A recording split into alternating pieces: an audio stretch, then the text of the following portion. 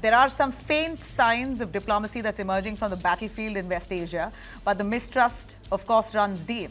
As the war in the Middle East now enters its 13th day, Iran has laid out 3 conditions to end this conflict with Israel and the United States. In a post on X, Iran's president, Masoud Pezeshkian, has said that Tehran remains committed to peace. He said that he's spoken to leaders in Russia and Pakistan while pushing for an end to war. But Iran says the fighting will stop only if 3 key demands are met. 1, Iran's legitimate rights must be recognized. 2, compensation must be paid for the damage that's been caused during this war to Iran.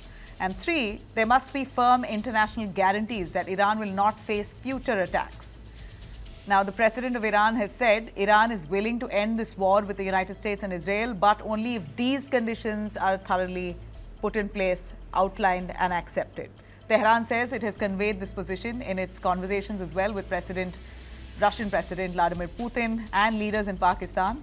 This war began after joint strikes by the United States and Israel on February 28th. Now, nearly 2 weeks later, the conflict continues to intensify. It deepens. More than 1,200 casualties have been reported as missile strikes, drone attacks and retaliatory bombardments continue across the region.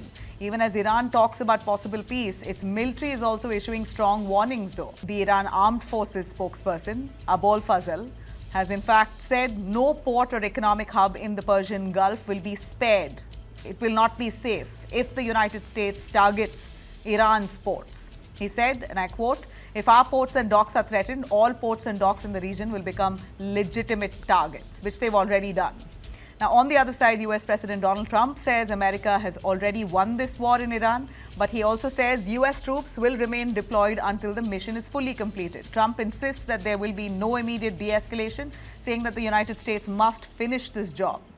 Meanwhile, the conflict is spreading beyond direct battle zones. Iran has stepped up attacks on regional energy infrastructure. Fuel tanks in Bahrain were hit in the past few hours. Bahrain International Airport and storage facilities on the Muharraq Island were also struck. Drone attacks were also reported in the Omani port city of Salalah. So the question here we ask, is this the first real opening for diplomacy, or simply a brief pause before the next escalation in a war that's already reshaping West Asia? And now with Donald Trump saying that we have won this war, what does it really do to any kind of attempt to mediate or actually calm this war? Because there's no side that's won as yet. War is still on. Take decisive action to stop the threat posed by the terrorist regime in Iran with Operation Epic Fury.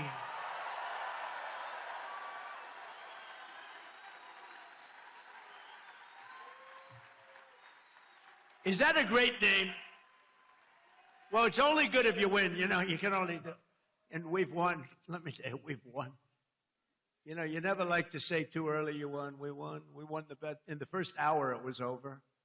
But we won. But they gave me a list of names at general. Sir, you can pick the name you'd like, sir. I said, the name of what?